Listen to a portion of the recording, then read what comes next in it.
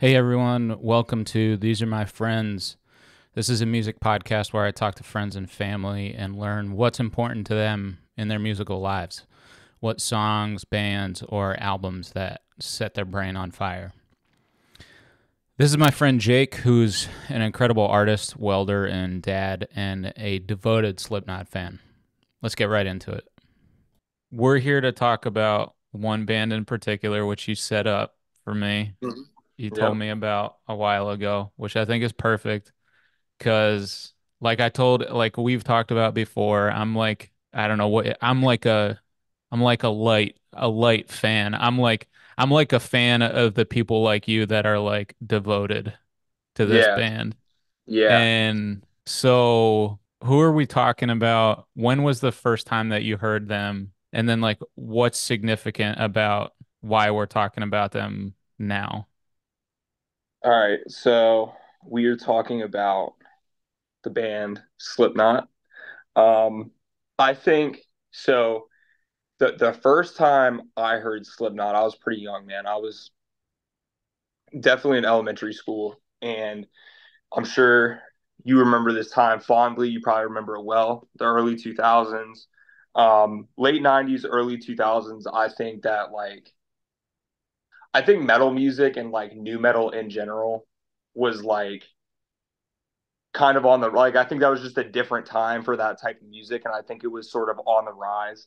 And like I remember being younger, I remember seeing like like Linkin Park. Like I remember like seeing the Breaking the Habit video on like MTV, and I was like, oh, that's cool. Like like I listened to Linkin Park, like Korn, like some of the other bands that were playing festivals like Ozfest at that time, and I had a friend down the street, man. This kid, he was a little bit older than me, and I really looked up to this kid because he was like really into like the metal scene, and was like he had like it was like a big thing back then to have like the cool like skull embossed like CD case and everything. Oh Like he yeah. had he had like the cool CD player, like the translucent blue CD player, and like wore like all the crazy like Cradle of Filth t-shirts, and had like the big baggy trip pants and all that with like the red stitching. And I was like, man, this kid's cool. Like like he fucking smoked cigarettes and he skateboarded, and I was like, this kid's cool. So I started hanging out with him, and we would play video games, and he would kind of like put on music and introduce me to different music. And he showed me Slipknot, man. He told me about him. And I want to say that this was probably like this was so it's funny because the album in particular, I wanted to talk about early Slipknot. Specifically like their 1999 self-titled album, their 2001 album Iowa. Um, I think that those, in my opinion, are some of the most like influential metal albums to really come out in our lifetime. But this was a little bit after that. This was probably like 2003, 2004.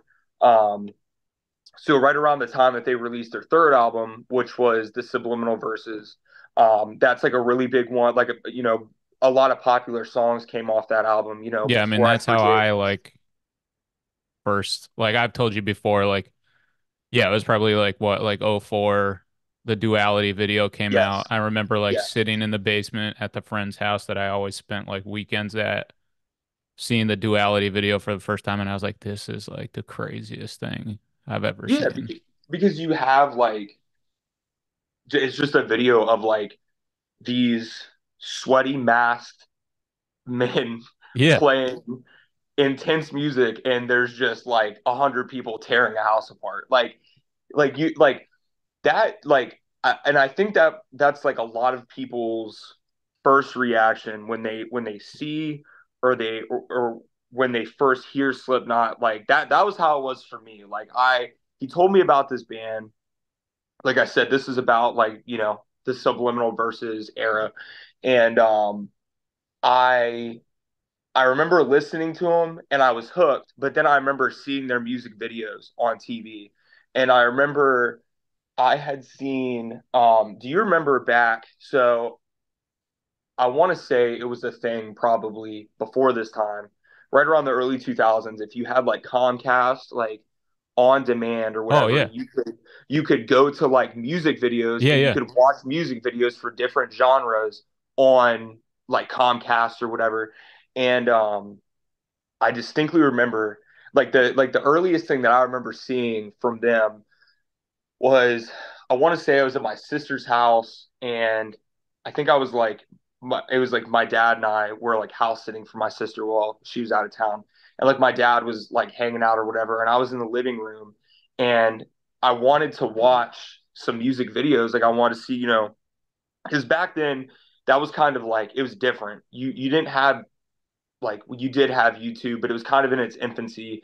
You didn't have iTunes or like, smartphones or anything like that. So like, you either found out about bands or discovered new music by word of mouth. So like, hey, Yeah. like you get in a friend's car and they put in a CD and you're like, yo, who the fuck is this? Like, this is like a really cool, like, this I like this. Like, who, what band is this? Or you're reading about it in like a magazine, like a music magazine. You're hanging around record stores, or like you're watching music videos on TV. And so I remember seeing they had a live music video for the song The Nameless. And it's sort of like a lesser known song off of the Subliminal Verses album. But I remember seeing that, and that not only like showed me like the music, but like I saw videos of their concerts, man. And like, I mean, we're talking, in this music video, there's like Sid Wilson and Sean Crawhan like lit on fire, like running across the stage, and Sid Wilson like stage diving into the crowd, man. And the whole video is in black and white. Um, and it just like, I saw that and I was like, this is so creepy. This is so, like, seeing their mask. I was like, this is so awesome. I was like intrigued. Not only was I like, I fell in love with the music, but I was like intrigued with it. I was like, this is like, I'm like disturbed to the point that I'm interested. You know what I Yeah. mean? And So at this point, like in your life, because you're into like sort of like occult aesthetic stuff yes, and like I don't know what you call it, like macabre, like dark art yeah, kind of like stuff the like like that. the And are darker you side like of things. at this Yes. point in your life, are you already into that sort of aesthetic, or is that still? Well, it's funny because like I so it in like, this was an interesting point that I was going to bring up, that I feel like listening to music like this, especially Slipknot, definitely put me on the path in life that's given me the interest that I have as an artist, that I have as, like I think that was sort of like the spark that lit the fire to kind of put me on the path, and like Yeah. kind of like molded my personality, like when I was, so at this point, I was a young kid growing up in the suburbs of Washington, D.C. And so, like I said, that time period was a really interesting time for music. It was a really interesting time for culture. You still had like that pop, or like the punk culture, pop punk, mall goth, Yeah. hardcore scene, like all that. Like that was still like, you had bands like metal bands like Hatebreed and whatnot that were coming Yeah. up, and like, so you had like this wild different, like these all these different subgenres of like, subcultures and all that. And I was always interested by it, but I think that I would honestly argue that, and I think you might agree with me, that like, I think exposure to music and like musical genre in general kind of like molds us and like kind of like shapes our interests, Yeah. because I like, from that point forward, like I said, like it just I kind of got like launched into metal music and punk music, and then like, you start hanging around people and going to shows and like interacting with people who also enjoy that music and enjoy that subgenre, or like, those subgenres of music and like the counterculture and all that. And I think that that's like sort of what like kind of got me into like, oh, like I artistically, like I'm attracted to things that are maybe a little bit more like macabre and dark, and like, you know once again, like it wasn't like I was like born into that, like I had two like just middle class parents in a middle class Yeah. neighborhood in a suburb of DC. But like, I think at a time where I was like a young kid trying to kind of find my place in the world, and like, you know, maybe like angry at things or whatever for Yeah. whatever different Yeah. reasons, like I found this and I was like, damn, like this is like some angry ass music for an angry ass kid. And it just like it worked, like it was like it just clicked, man. And like from there it was like, okay, like these guys are great. This is really cool. What else is there? Like I got to get my hands on every magazine. I got to get my hands you know, um, on every album that I can. And Slipknot was definitely the like the someone throwing the match Yeah. into the gasoline, um but that was no that was absolutely, that was the first time that I got into them. Like I said, my buddy down the street kind of put me on to them, but when I saw like just their stage presence, man, Yeah. How many that was times have like, you seen him? man, I want to say probably like 9 or 10 times total. Like I've seen them a lot, man, and I mean like I've seen them pretty much through like the majority of their albums that they put out. I've seen the original lineup, with Yeah. Paul Gray, Joey Jordison. Um, you know, it and that's the thing. Like Slipknot's gone through a lot of changes, and Yeah. I think, like, to me, my favorite, like the majority of the material that I listen to by them is a lot of their earlier work. But and a lot they've gotten a lot of criticism just for like different angles and avenues that they've taken over the years. But I'm just like, I'm fortunate to say like, hey, like I'm a pretty young guy and I've seen the original lineup. I've seen them, kind of go through those changes. Um, but yeah, no, and really, so I heard I heard Slipknot, like I said, around 2003, 2004.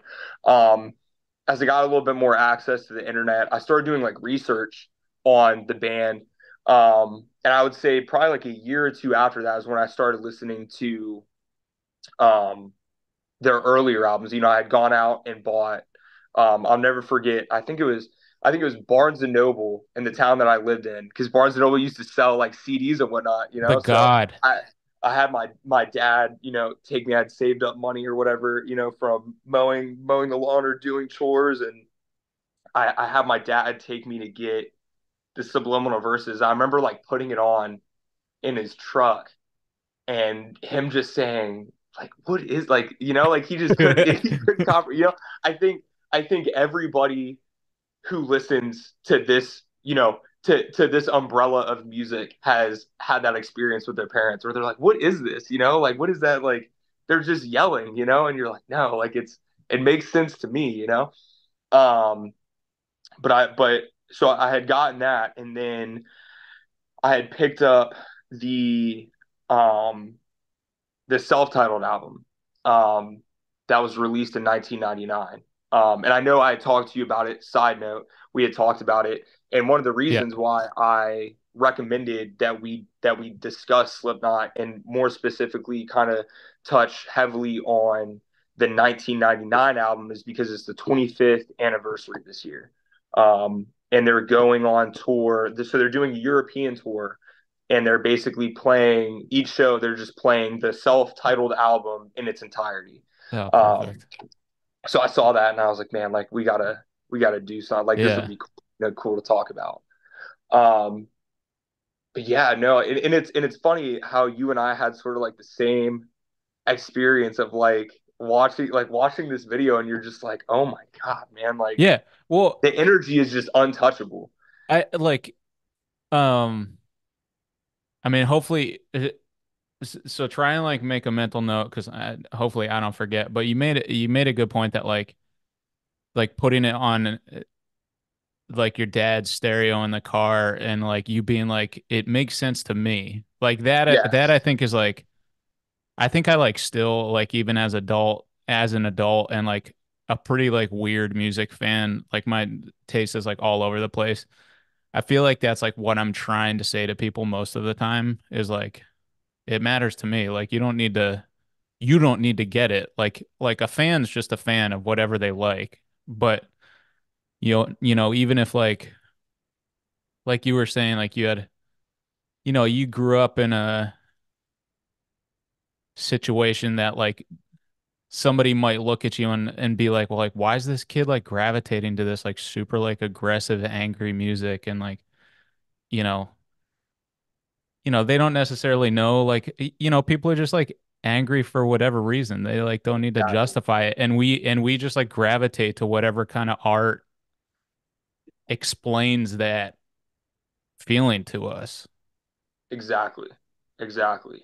Um, and I've always said, man, like I listen to a lot of different music, like you and I have talked about, like, you know, different musical genres, and I feel like there's a lot of musical genres out there. And I said this, I think I was pretty young when I brought this up, and I kind of like I thought about this because I think like I forgot who I was talking to about it, but like they were basically alluding to the fact that like, hey, metal music and that genre in general just it's just noise. It's just Right. screaming and it's this and that. And I was like, well, you gotta look at it from this perspective. Like you have country music and you have rap and underground rap and all these other genres and subgenres. And like let's say like one specific genre talk, like okay, like so you listen to like certain music about being like in a club or like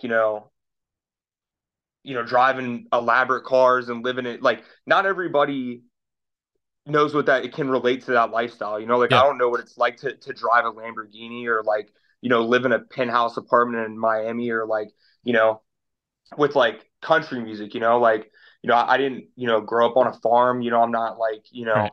from the country or anything, but I've always said like metal music, everybody gets angry. You know what I mean? Oh yeah. Everybody experiences sadness. And I feel like anger and sadness and like all these things, like you listen to it and it's like, yeah, it's like angry music, but like that's such a common emotion. Everybody can relate to that. A guy who's driving a Lamborghini and lives in a penthouse apartment can, it is just as equally susceptible to becoming, heartbroken or angry or whatever. And now Yeah. you're, like, I just feel like it's a type of music that if you let it in and you process it in the correct Yeah. manner, Yeah. it's music that can help everybody. You know what I mean? Like everybody can relate to being angry. And like I said, like it's like angry music for an angry ass kid. And what I realized that it just was like, like I'm trying to find my place in this world. I'm trying, I'm growing up and you're dealing with like the frustrations of being a kid and especially being like a young kid that's like, man, I'm like I don't like I don't know what I want to do and Yeah. like what direction I want to go or whatever. And you hear that and it's like damn, like these people get me, like I don't even know them, but like it's like this music was made for me. um Yeah. And and like that's just some, at that point in your life too, like no matter your like life circumstances, like at that age, like you really it's have like no idea what's going on with yourself.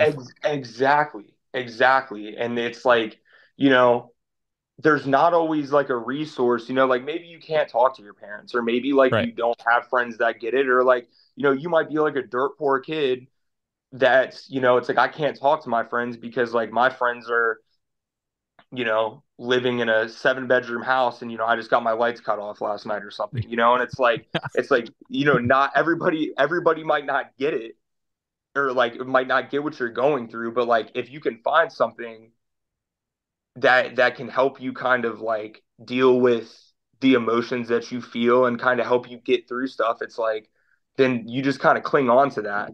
And I think that's like what metal music has always done for me. Like metal music was in like, and I mean I'm talking metal, punk, like as I started listening to more, more metal and a little bit heavier stuff, like my horizons broadened a little bit. Yeah. But like I would say that type of music in general has always been a part of my life from like being a young kid. Like I think that there's like and it's cool. It's really cool when you meet someone that's like your age, in their 20s or their 30s, and they've never really listened to like metal before, and like you like throw on, whatever, and they're like, dude, this is like actually really good. Like, I'm gonna kind of check out more of their stuff, and you get somebody into it. That was like this was something that was a part of my life from like a very young age. Yeah. Like, I never stopped in, loving heavy music. And like I said, as I listened to more music and listen to different bands, those horizons broadened up a little bit. But I'm telling you, it started off with Slipknot. I think everybody has like maybe with a specific genre of music, like, and I think we might have talked about this when we did that test recording. Yeah. I think that everybody has that one band or that one song or like maybe that one music video that they listened to or they saw that got them into a genre of music. And like you can look back on it and be like, no, I remember like where I was, like what age I was when I heard this song, and it just changed my life musically Yeah. forever, you know? Yeah. I mean, so like, I mean, I'm gonna do like my own little spiel on this at some point, but like, so, I mean, it's funny that it was like the 04, 05 time period for you. Like, I wonder if that's like like, because this is when it sort of like happened for me too. Like, Mm-hmm. I was like super into Rush at the time, and I saw Rush live with my dad, and like I was reading like Guitar World magazine like all the time, Yes. and uh and I was gonna say earlier, like Slipknot was like I feel like Slipknot was in like every other issue of Guitar World. Yes. And uh but like in this one issue of Guitar World, they had this like little section on um Mastodon because Mastodon's album Leviathan had just come out. And Mm-hmm. like I didn't know anything about them, but I was like reading this little blurb on them, and they were like saying how like the drummer writes the lyrics, which is just like Neil Peart from Rush, who's like the drummer for Rush. And I was like, oh, cool. Like it's a Yeah. band like Yeah. Rush. I gotta check them out. And then I started listening to Leviathan, and I was like, it is not like Rush. It is something crazy and different. And like I'm pretty sure like that started my like not descent because it wasn't like negative, but like, my descent into like like sludge metal and like grindy stuff, and like that Mm-hmm. really like launched me into like, all right, I'm like I was listening to like skate punk stuff before then a lot, Right. like sort of like lighter vibe music. Right. Right. um but that just like totally, it was like something like chemical happened in my brain, and I was like, I just need to find like the heaviest, grimiest music possible from now on. And that, I mean, I'm like still like I listen to stuff like all over the place, but like my like my like comfort food is like just like sludgy, slow, aggressive, hit loud metal like that. And that was Absolutely. totally because of that one Mastodon album. And it's funny, it's like Mastodon, it's just like it's similar with Slipknot where like these are some more well-known bands, Right. like some more like I guess what you would consider like more mainstream bands who or bands that kind of like slipped into the mainstream that like you hear it and like it's just like that's the tip of the iceberg and you're like okay like Yeah. like what can what else can I listen to that sounds similar to this or is like takes it a step higher than that? And then it's like, then you start getting into bands that are not as well known or whatever. Like, but I think that like most people, and that's like another thing, man. Like, if you that it's such an that's why I think that like, and I did want to talk a little bit about like not only like obviously, like we have like, you know, our own musical influences and like, the impact that like the bands make on us, but like it's funny when you listen to like other people talk about listening to Slipknot for the first time or like you were saying a few weeks ago, like it's shocking when you hear some guys that are maybe in like a completely different genre. Like it might still be like heavier music, but like you're thinking like how like there's no way that like Slipknot and this band are connected, but like the vocalist or the drummer will be like, yeah, that was like the band that got me into Yeah. playing drums or got me into playing guitar. Like that's like one of our biggest influences, like I was a teenager when this album came out and that was like a huge moment in my life and made an impact on me, artistically and musically. And I think that that's like what just makes them so it's like such an anomaly, man. Like the influence that they had and the respect that they've gained over the years is just like it's just nuts to me. Like as I've like looked into it more and more. Um but yeah, dude, like you definitely like you were saying, like you definitely have like the one or like the one band. It might be a little bit more mainstream, but then it just like propels you. Yeah. They're the gateways. And like, yeah, I mean for like using Mastodon as an example, like I don't think I've listened to like the past like three Mastodon albums, like maybe like a Right, track here or there, because it's just not really,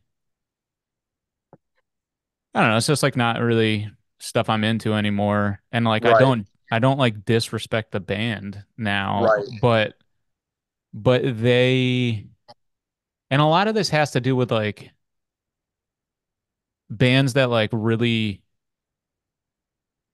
do like a really good job of like bringing up like other bands too that like they think people should know about.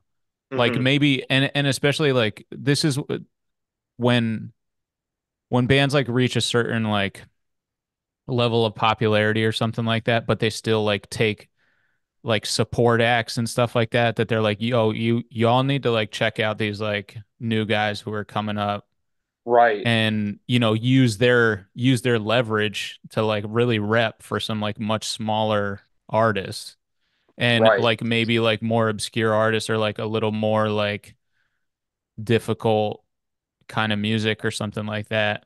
Like, dude, like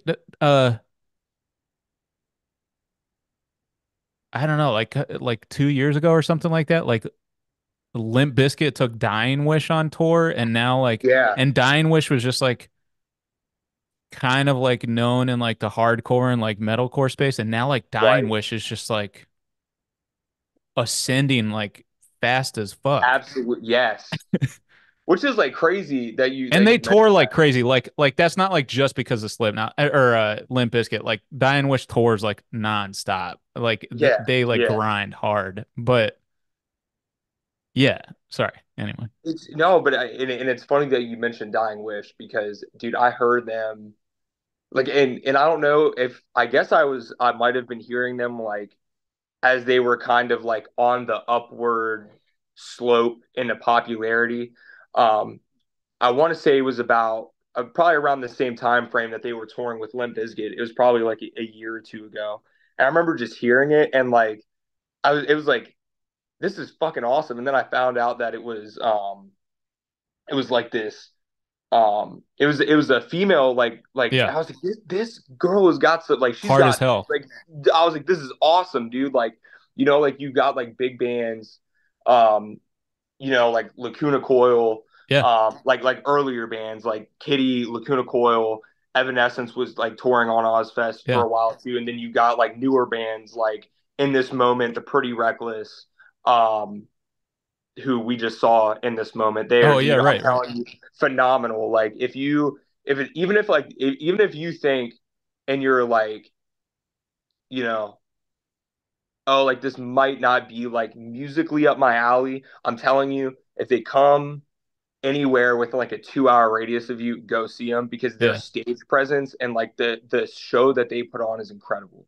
But I heard like Dying Wish for the first time. I was like, this is awesome. Like this is like it's like this is giving like kind of like Suicide Silence. Like I don't yeah, even know. Like it's just like the vocals are like crazy. I yeah, loved it, man.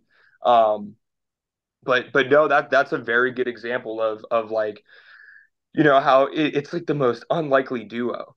yeah, Limp Bizkit and Dying Wish, but then like it kind of throws them into the mainstream and it gets their name out there. Like I right. know there's a lot of bands, you know, going to like a big festival like it used to be like Ozfest was obviously like some, was like the early ones, but then you got like Warp Tour, Mayhem, like Rockstar Mayhem Yeah, Festival. You've got the individual ones, what used to be Carolina Rebellion, Blue Ridge Rock Festival. yeah, yeah, You go to these shows and a lot of these tours will bring on like smaller acts and it gets their names out there and they're opening up for these really big bands. Um, and I think that's cool, like, because that's how I've discovered some of my favorite music too. Is like, at one point it was a very little known band, but I saw them in a show and I'm like, they're awesome, like they're yeah, killing it. Weren't you? What were we talking about? Was it? I think Code Orange. yeah. Oh yeah, yeah, yeah, yeah. So I saw Code Orange open up for Fever 333 Oh yeah, and then Slipknot, and it was at Knotfest a few years ago. yeah, And I don't know if at that point, like I don't know too much about like where Code Orange started or anything, but I remember like standing there like holding a beer and like kind of like watching them play and I was like, dude, this energy and like this is awesome. Like I was like, yeah, I gotta like check these guys out. And like, from that day forward, I was a fan and I had never heard of them before, but they were touring and opening up for, Slipknot and Fever 333 and I was like, this is awesome. So yeah, no, I totally agree with you on that. yeah. I mean, I think it's, but I think it's important too that like as a fan, you don't like. I think it's easy to like get caught up in like not peer pressure necessarily, but like you get older and like a lot of people are like, why don't you like chuck out your old, get rid of like your old sort of interests and like your old, the old music that you listen to. And like, I think it's so important, which I've like, I like admit to, like, I've definitely done that before, but like have come around like years later being like, why did I just like stop listening to these guys? Because Right. whoever I was hanging out with at the time was like, that's not cool or whatever. And but these artists like especially like being like a 25th anniversary, like these artists end up meaning like even more to us like when we're older and we can be like more Absolutely. reflective on how much they contributed to our lives. Absolutely. And that's like a reason why like despite them taking, like I said, different routes and interchanging members and things like that, like they have gotten a lot of criticism, but like, man, I got to stick by them because and always remember like the roots that I came from because it put me where I am artistically, musically, all my interests, everything, like it started from that moment. It's like I remember exactly where I was when I heard them. I remember buying their albums, like and it's like my tastes have expanded, but I'll always have appreciation and I'll never stop listening to them, man. Like to Yeah. me, that band in particular, at least to me, will always be timeless. Yeah. Well, yeah, I'm glad we could make this happen finally, dude. And Absolutely, yeah, I'm man. glad I was like so stoked when you texted me like Yeah, yeah, we're man. gonna talk about this Slipknot 25th anniversary. I was like, yes, let's do it because like I need to I need to appreciate these guys so much more than I do. So I'm Absolutely, man. yeah, I mean, Absolutely. like I said to begin with, like I'm such a fan of like people like you who are just like devoted to this band, and it like means a lot to me as a music fan to see people that enthusiastic about someone. So yeah, Absolutely, dude. thanks, Hey, brother. it's a good conversation as always, man. As Thanks, always. man. All right, that was my buddy Jake. This show is all about it's just all love for all kinds of music, whether or not I like it, whether or not my guest likes it. What I'm trying to understand is what catches their ear and why and how that's impacted their lives. This grew out of a newsletter that I write called Here to Listen. If you're interested in reading that, you can go to buttondown.email/here to listen. That's BUTTONDOWN.email/here to listen. And if you are in the Brattleboro, Vermont area locally, you can listen to the Here to Listen radio show on WVEW. That's 107.7 FM. Or you can stream the show online at WVEW.org. Again, much love and thanks to Jake for being the first guest on These Are My Friends. And we'll see you next week.